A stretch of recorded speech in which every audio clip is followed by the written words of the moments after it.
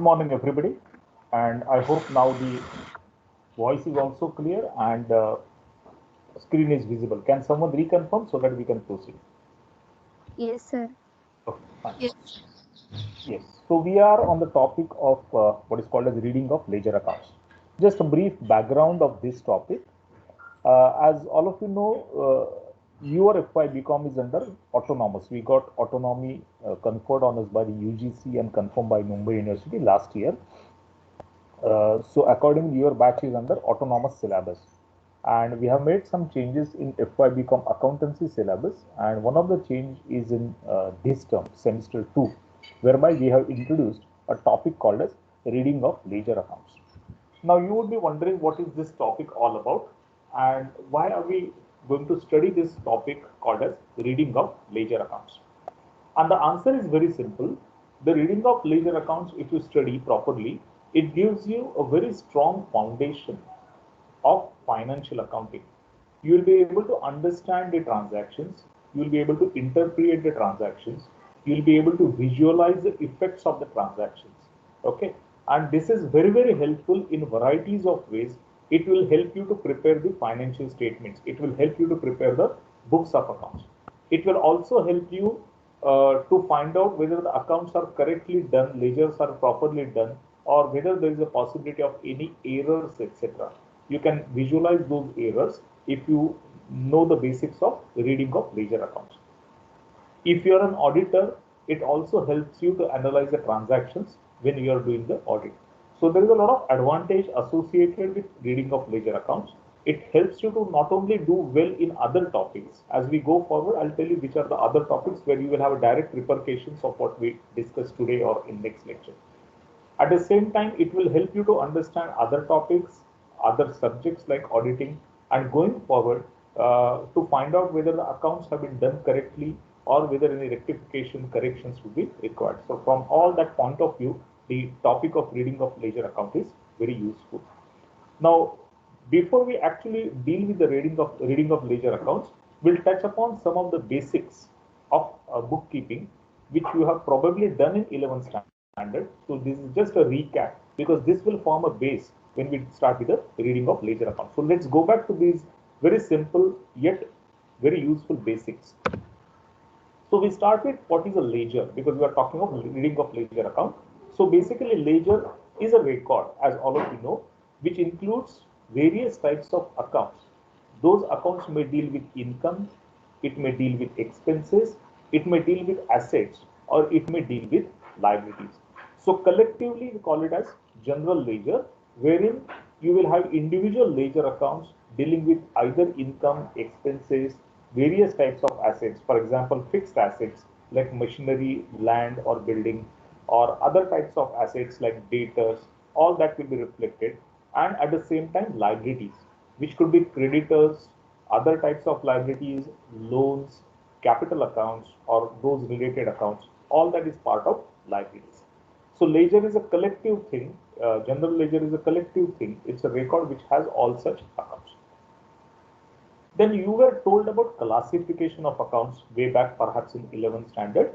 And when you deal with the classification of accounts, we have two ways in which the accounts can be classified. One is known as a traditional approach, which you were probably taught in 11th standard. I'm not too sure whether you are also aware of modern approach. So we will see both traditional as well as modern approach in classification of accounts. And this classification of accounts will help you a lot when you actually deal with the accounting entries because the whole thing, the basic rules of accountancy, bookkeeping are related to the classification of accounts. So we need to understand this classification very clearly. If you go by the traditional approach, traditional classification, it classifies the accounts in two categories, two groups. One is personal accounts and second one is impersonal accounts. Now, what are the personal accounts?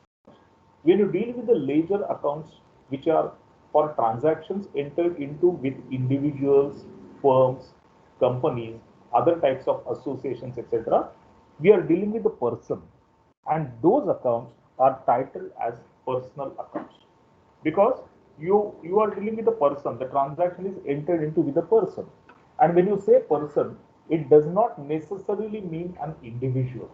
Usually in business or in even legal parlance, when you use the word person, many a times it not only includes individual, it includes even non-individuals. So here also when you say person, we are going to refer to individuals, firms, companies, associations, etc. All of them will come under the personal accounts category, personal accounts classification. For example, you have a customer, A Limited, to whom you sell the goods. It is a company, but it will become a personal account. So when you open the books of your books of accounts, and when you have the account of A Limited, it will be a personal account. Suppose you have a supplier, which is ABC and Company, a partnership firm. Even firms will fall within the purview of personal accounts. So if you are dealing with ABC and Company, a partnership firm, that will still be categorized as a personal account. You may have a supplier or a customer who is an individual, a proprietor. Even that will be a sort of your personal account as such. Suppose you sell the goods to a cooperative society. It's an association of persons, a cooperative society. But still, it will be treated as a personal account. So these are some of the examples of what we call it as personal accounts. And then impersonal accounts are those where you are not dealing with a person. You are not dealing with a party or person, which can be either individual, firms, companies, etc. Other than that, all other accounts are considered as impersonal accounts. And within impersonal accounts, we classify them in two categories. One is real account, and the second one is a nominal account. Now, what is a real account and nominal account? What are the landmark features or distinguished features? Real accounts are more or less permanent in nature, in the sense you close the accounts towards the end of the year, but you carry forward the balance to the next year. So non-zero balance in most of the cases is carried forward in real accounts to the next year. For example, your fixed assets, plant, machinery, etc. End of the year you close the account, but you carry forward the balance to the next year. Sometimes it could be zero balance, sometimes it could be non-zero balance, but essentially the balance is taken forward to the next year. So those are considered as real accounts. Your cash account is also another example of real account as well, because you carry forward the balance to the next year. And which are the nominal accounts? Nominal accounts are temporary accounts. Temporary accounts in the sense, these are again closed at the end of the year, but no balance is carried forward to the next year. Then where the balance goes? The balance goes to profit and loss account, because these are basically income and expense related accounts. So nominal accounts will deal with all the transactions which lead to either expense or a profit or a gain. And these are eventually closed at the end of the year, and the balance is transferred to trading account or profit and loss account as the case may be. So next year you may use the same account, you may start with that account, but it will start with a zero balance. You will not have any opening balance in salary account. You will not have any opening balance in wages account. You will not have any opening balance in sales account or interest income account, because these are income and expense accounts. These are temporary accounts in that sense, or nominal accounts which are closed towards the end of accounting period, and the balance is transferred to profit and loss account or trading account as the case may be. Are you clear about this traditional classification of accounts? Yes? Yes, sir. So what is non-zero balance carried forward? I didn't Non-zero get it. balance means there is either positive or negative balance, either debit balance or credit balance. Okay. For So example, examples? your machinery account. Machinery account will have a non-zero balance. You will have a written down value usually carried forward to the next year at the end of the year. Correct? So that's a non-zero balance. There will be some positive balance, either debit or credit as the case may be, depending on the type of account. So that gets carried forward to the next year. Cash balance will also be a non-zero balance, will be carried forward to the next year. Okay, am I clear to you? So then start with zero balance. ठीक है? No, see, real account will have either zero balance or non-zero balance. In some cases, For example, if you have machinery account and the machinery is fully depreciated, then it will have a zero balance. Suppose in the year you depreciate fully, you write off fully the machinery, whatever machinery is there in the books, it is written off, it is fully depreciated in that year, okay, because the life of the asset is over. So it will have a zero balance, okay, and then you will carry forward that account, but the balance will be zero. But in case of furniture which is not fully depreciated, you will still have a balance in that account which will carry forward to the next year. Then land account is never depreciated, so you will have always a positive balance in land account which will be carried forward to the next year. Okay. Any other? Yeah, sir. Thank you. Yeah. Any other query in any of these classification methodologies or examples? Can we proceed? Shall we proceed? Yes, sir. Yes, sir. Yes. Okay. Okay. Fine. Then we come to the modern approach. What we saw was traditional approach, and as all of you know, most of our accounting practices are based on practices followed in UK, British practices. So, what traditional approach was introduced by UK, and we follow that approach.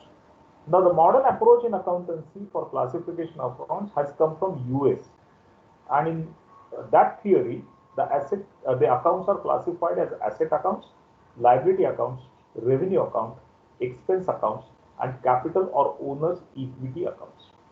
Which are the asset accounts? All asset accounts. Asset means something is expected to be received, or you have a property or a right to receive the money. That is the asset. What is the liability? Liability means the business entity has to pay somebody. That is the liability. Amount to payable by business entity to an outsider is usually treated as a liability. What is the revenue? Revenue is an income. You have discussed about AS9 in the first term, correct? Dealing with revenue recognition. Am I right? You had AS9 in first term, term 1? Yes. Yes, that was about revenue recognition. So revenue is income. So we have seen the provisions of AS9 which tells you how to recognize the income. So this is the revenue, same thing. Then expense accounts are your expenses or expenditure incurred in the relevant accounting period. Those accounts, salaries, wages, purchases, traveling expenses. All of you know the examples of expense accounts. And then capital or owner's equity account. This is the owner's contribution in the business. So in the proprietary concern, it will be proprietor's capital.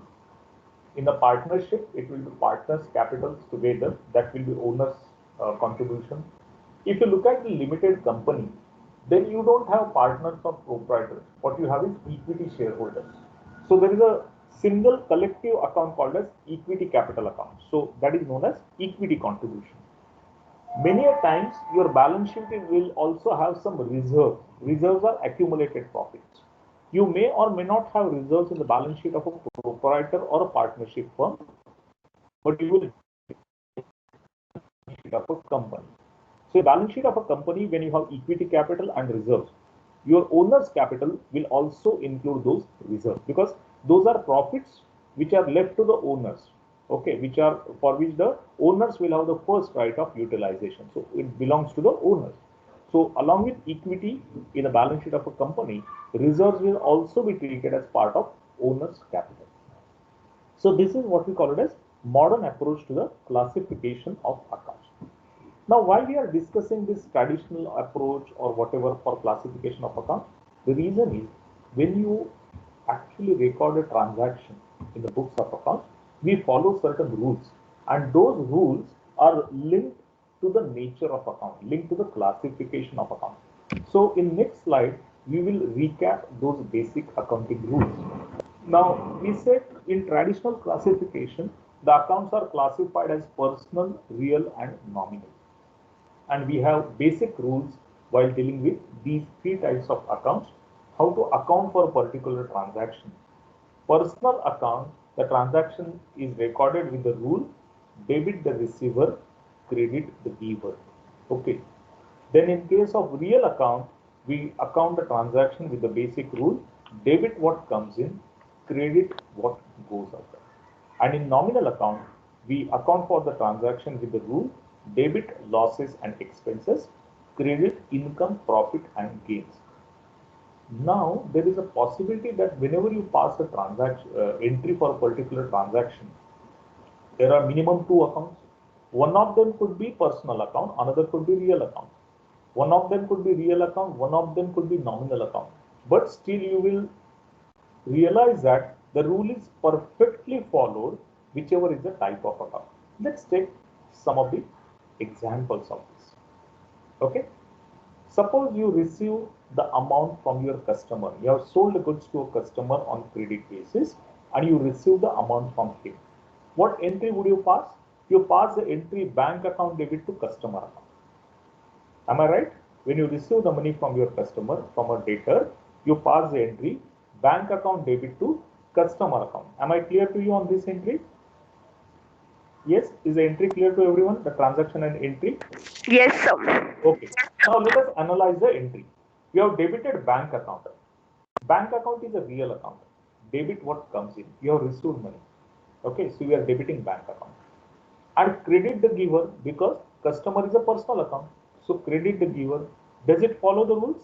Both the sides, debit and credit side, have you followed the rule? Yes or no? Yes, sir. Yes, we have followed the rule. Okay. Another entry, you paid wages in cash. What entry will you pass for payment of wages? When you pay the wages in cash, how will you record the transaction? How will you record the entry? Cash account. Sorry? Wages account debit to cash account. Wages account debit to cash account. Okay. What is the category of wages account? It's a nominal because the wages is the expense for the company. Yes, correct. So we are following the rule for nominal account. Nominal account. Yes, wages is a nominal account. So we follow the rule for nominal account debit expenses. And what is a cash account? Type of account? Real. It's a Real account. Yes, cash has gone out. You have made the payment. So credit what goes out. You have credited real account called as cash account when the outflow of cash took place. So if you visualize any accounting entry, you will realize that you follow the rule. There is absolutely no problem in following the rule, whichever may be the nature of transaction, whichever may be the nature of account. The whole set of rules is structured in such a way that it will be automatically followed if you pass a correct entry. If you pass an incorrect entry, you may violate the rule. Okay, but if you pass a correct entry, there is no issue in following the rules of accountancy. Have you understood these three rules? Yes, all of you are aware of this. This is only a recap. And knowingly or unknowingly, we always follow these rules. Okay, we may not actually recall the rule when you pass the entry, but you know that you are following the rule. So, shall we proceed? Yes, sir. Yes, sir. Sure, sir. Now, why do we do this reading of ledger account? Why we thought of introducing this topic when we came to autonomy? One of the reason is it helps you to have a better understanding of accounting principles and practices.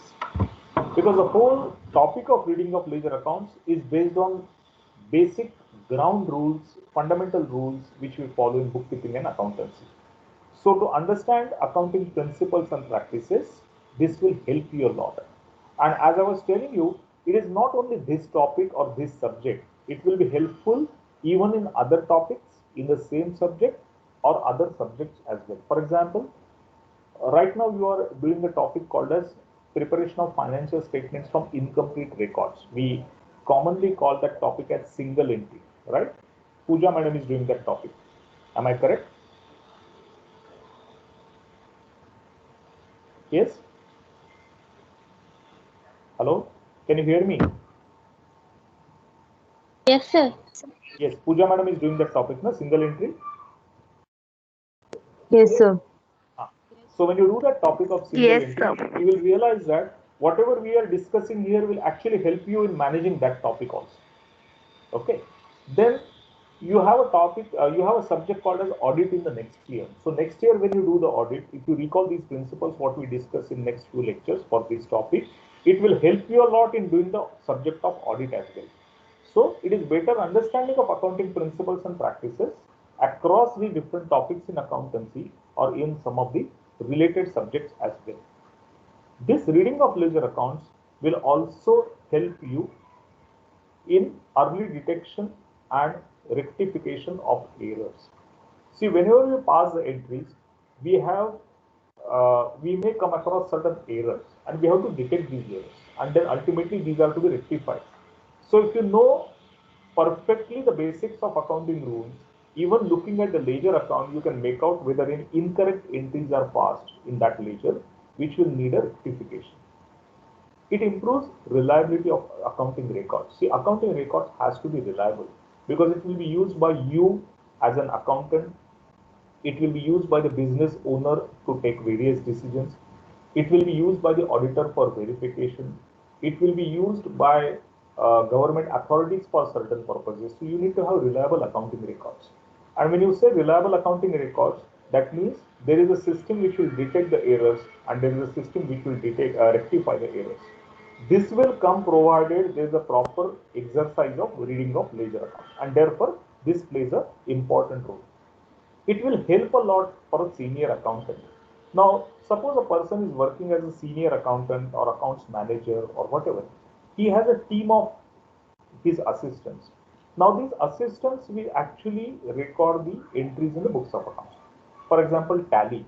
All of you know that Tally is a multi-user package. Okay. So when you use a multi-user package, different people in that team will do different types of entries on that package. Somebody will do sales, somebody will do purchase, somebody will do bank receipts, somebody will do bank payments, somebody will handle cash and those kind of things. And all these entries will affect different accounts. As a senior accountant or as a chief accountant or accounts manager, somebody will have the responsibility for this entire team's work. Now, how does he know that entries passed are correct, incorrect? So what he has to do? He has to go through the ledger accounts once the entries are passed. He has to understand those ledger accounts. He may not check each and every entry, but by reading of ledger accounts, it is possible for him to find out, because with the experience that particular judgment comes. So he can apply his judgment to find out whether the accounts are correctly reflected or not, and that will help for early detection and rectification of errors. As I told you, it helps the auditor also, because when you are an auditor, you do verification of ledgers. You verify various transactions in the ledgers.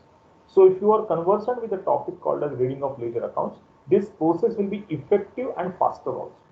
You will be able to do a quality audit and you will be able to do it at a little faster pace than usual if you are conversant with the concept of reading of ledger accounts. That's how this particular topic will help us a lot. Now, having seen what the advantages are, we will see what exactly we are going to do when we do this practical work of reading of ledger accounts. You will be given one ledger account and you are expected to analyze the transactions and comment on it in the given form. So, what exactly is to be done in this when you understand or interpret a ledger account which is given to you? The first step will be to ascertain the type and nature of account. Are you given a customer account? Are you given a supplier account, or is it a fixed asset account? Is it a personal account or impersonal account? Is it a nominal account or a real account? This has to be first established by you, because only when you know the kind of account you are dealing with, you will be able to visualize what type of transactions can come into that particular account, because the personal accounts may have different types of transactions, different rules to be applied. Nominal account will have different types of transactions and different rules to be applied. So you should establish the type of nature and type of account in the first step. Then you should visualize in your mind what will be the nature of transactions in this. For example, if you have a debtors account, you confirm that a particular account belongs to a debtor. Then you should visualize what kind of transactions will I have with the debtor. Will it be a particular pattern of transactions with the customer? That you should visualize. Then you should read the transactions in a chronological order. You should read the transactions in a date-wise order. Chronological order is a date-wise order. And then as you read one by one various transactions in a date-wise order, you will be able to make out certain comments. You'll be able to offer certain comments on these transactions, which will be either specific comments or general comments which will be based on analytical understanding of that particular transaction. Specific comment means you will write a comment about a specific transaction, or a general comment may be for a group of transactions. You can make even a general comment. You can even put comments on pattern of transaction, because each account will have its own pattern. Okay, so what is the nature of this pattern that you can visualize, that you can see, and you should make a comment on that. If you find any unusual transaction, you should comment on that. It is possible. It could be an error that unusual transaction has crept into that particular account. So you can even comment on that particular transaction if it is an unusual transaction, because these will actually need rectification. And towards the end, you can even offer overall comments in conclusion if it so requires. Some accounts may need it, some accounts may not need it. So overall comments in the conclusion if it is required. So this is the methodology we are going to follow in reading of ledger accounts. Are you clear about the steps that we are going to undertake in reading of ledger accounts? Sir, Yes. so can you explain once again comment on unusual transaction? Okay. Suppose you have a supplier account. Okay. Now, supplier account, what is the record which you will normally have in a supplier account? You will have credit purchases, you will have payments made to the party, you will have discount received, you may have bills payable which you have accepted, and you will have a closing balance. Suppose you notice one entry of debit as bad debts written off, or credit as bad debts written off. Now, does it come to supplier account? If you are writing off bad debts, you pass the entry bad debts account debit to customer account. Now, instead of that, by mistake, the entry is passed as bad debts account debit to supplier's account. So, on the credit side of supplier's account, you will have an entry called as bad debts written off. Now, is it not an unusual entry in that account? In your supplier's account, do you have any entry? Should you have any entry for writing of bad debts? You should not have. Correct? So, that becomes an unusual entry. Suppose you are talking of a customer account, and in customer account you should not have an entry for discount received. You will have entry for discount given, discount allowed. You give a discount to the customer, but you don't receive a discount from customer. You receive a discount from supplier. So suppose you find an entry in customer account as discount received. Possibility is an unusual wrong entry which has come there, isn't it? So these are a couple of examples. As we go forward, we will include those entries in our format of ledger account, so you know what possible wrong entries or unusual entries can come into the accounting ledgers. Is it clear now? Have I answered your question? Yes, sir. Thank you. Welcome. Any other query or whatever, or shall we proceed? Yes, can we proceed? Yes. Okay. Now, what type of ledger formats are we going to look for? All of us are conversant with traditional T form of ledger. Whenever you prepare the ledgers, what you do? You draw the ledger account, debit side, date, particulars, folio number, amount. Credit side, date, particulars, folio number, amount. It's in a T form, horizontal form. That we will do, but these are manual formats. When we used to do the books in manual setup, these were the common formats. But today, you will very rarely find somebody doing the books in a manual mode. Most of us use softwares, either Tally or any other customized ERP or SAP or other softwares like QuickBooks, which are also similar to Tally. Okay, so but in India at least, Tally is the most commonly used software. Have you attended Tally lectures? You have started with Tally lectures, right? Yes? Yes, sir. Yes. Have you reached up to the format of ledgers? Have you seen the ledgers in Tally? How do they look like? Yes, sir. Yes. So can you make out the difference now? What I'm trying to say? Is it looking like same what you do in your books when you do date particulars, LF debit, date particulars, LF credit amount? Tally में ऐसा ही दिखता है ledger? No, sir. नहीं. नहीं. Then how does it look like? It is in a vertical format. So if you go by the tally format of ledger, it's usually date. Sir, it's in a vertical form. Yes, in a vertical And form. in practical we have horizontal. अगर हम लोग books में बना रहे तो हम लोग horizontal में बनाते हैं. Correct, correct. Tally में vertical होता है. Tally में vertical होता है. So vertical कैसे होता है format? Date, particulars, and there are only two columns, debit and credit amount के लिए उसके सामने, isn't it? And there is a third column. Yes, sir. There is one more column which you can add in setup when you see a ledger account, that is for closing balance. Okay, वो भी आ जाता है उसमें. So that is a vertical format of account. Okay, there is no debit side or credit side separately. There are two columns, debit and credit amounts, but particulars column remains the same. So slightly different format. So what we are going to do is we will do few sums, practical sums on manual record type, horizontal formats, but we will also pick up some sums based on vertical format, because ultimately you should be conversant with the vertical formats, isn't it? So we'll do some formats which are ledgers which are generated from tally, and we will also include those ledger formats in our discussion. Okay, so these are the two types of formats that we are going to follow. So with that, our theoretical discussion is over. Okay, if you have any doubts, we can discuss about it now, or you can even ask later. I will try to discuss a couple of illustrations today on this topic. If this is done with, then we can go back to those illustrations. Do we have any questions to take, or can I proceed with illustrations?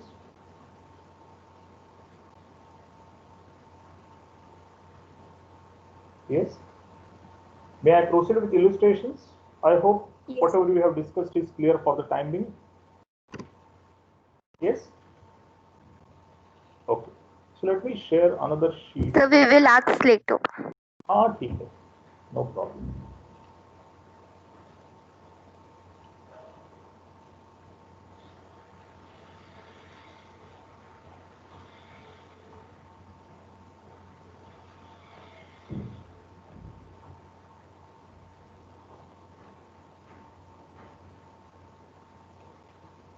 Okay.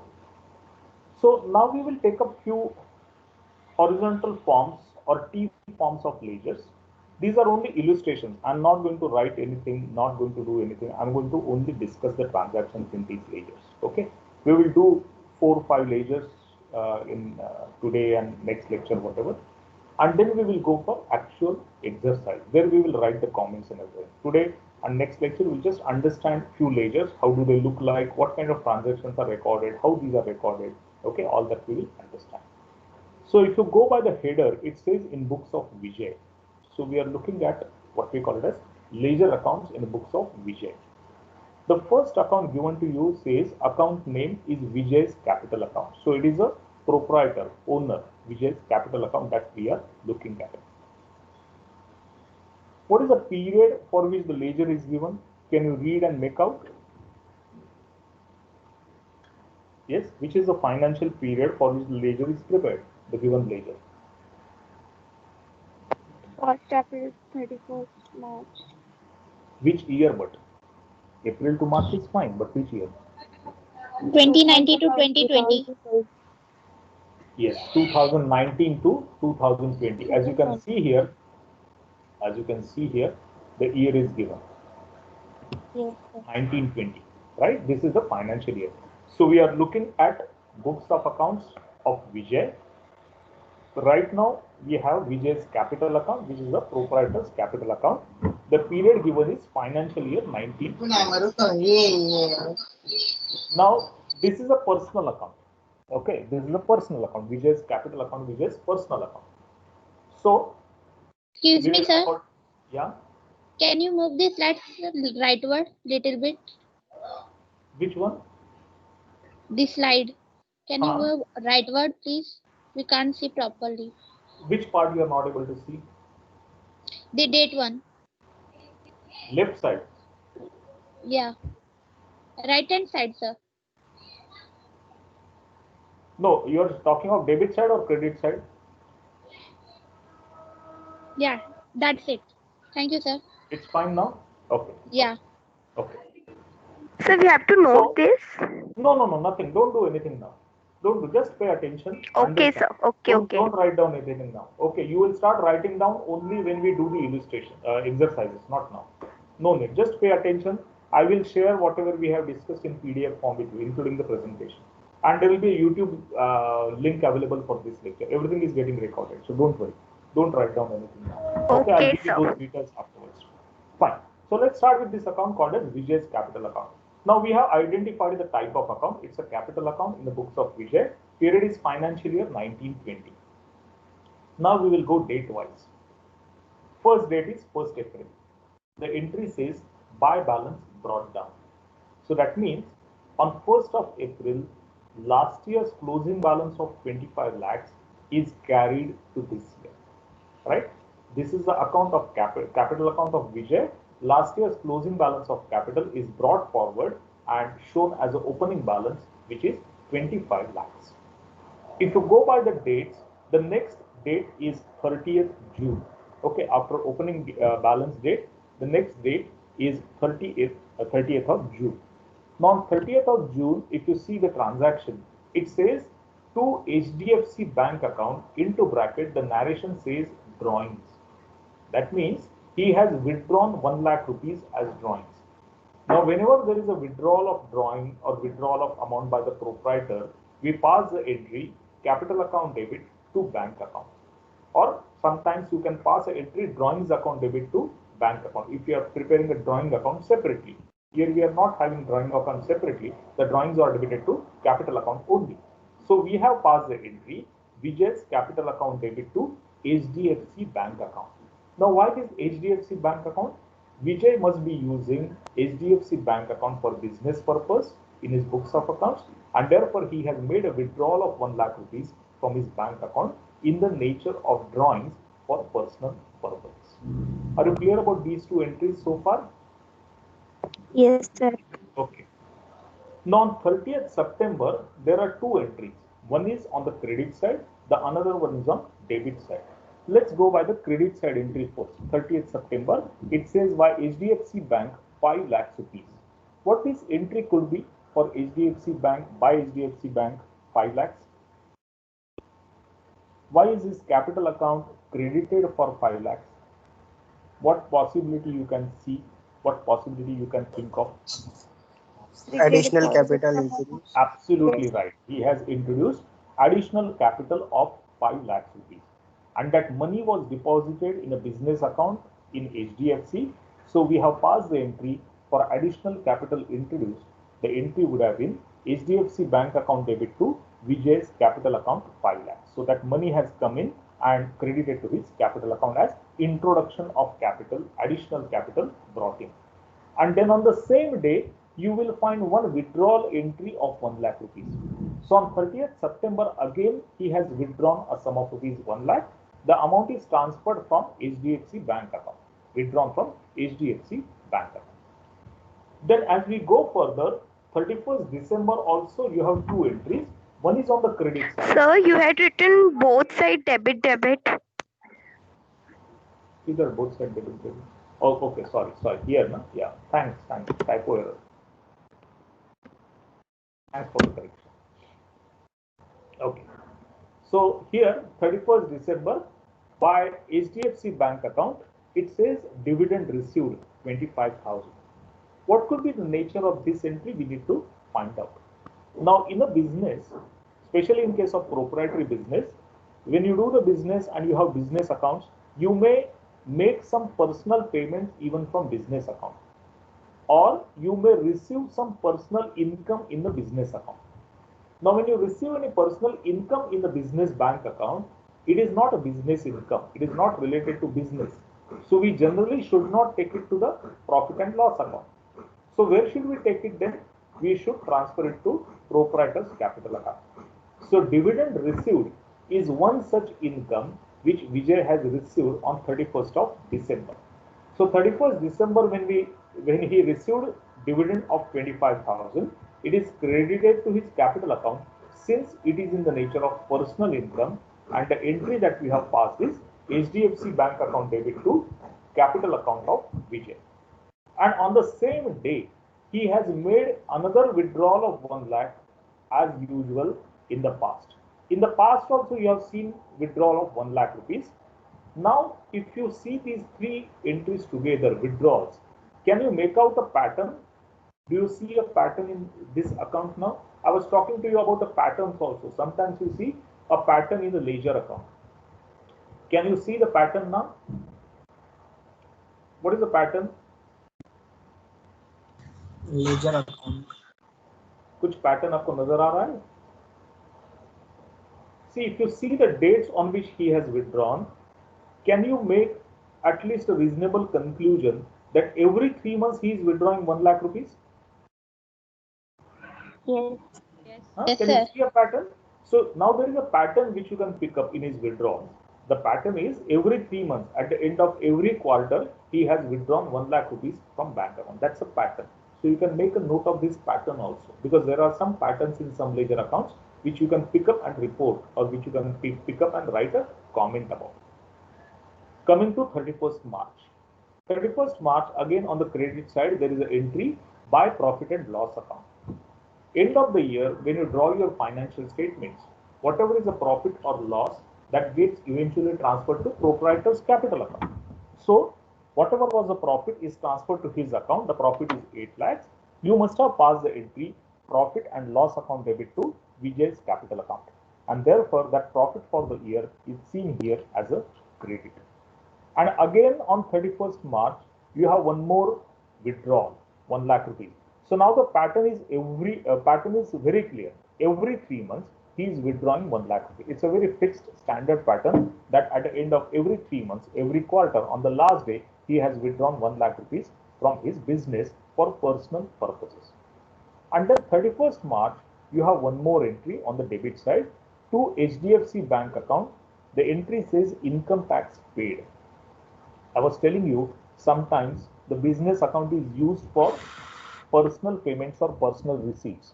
One personal receipt we saw here, dividend received, which was taken to his capital account because it is a personal receipt. It's a personal income.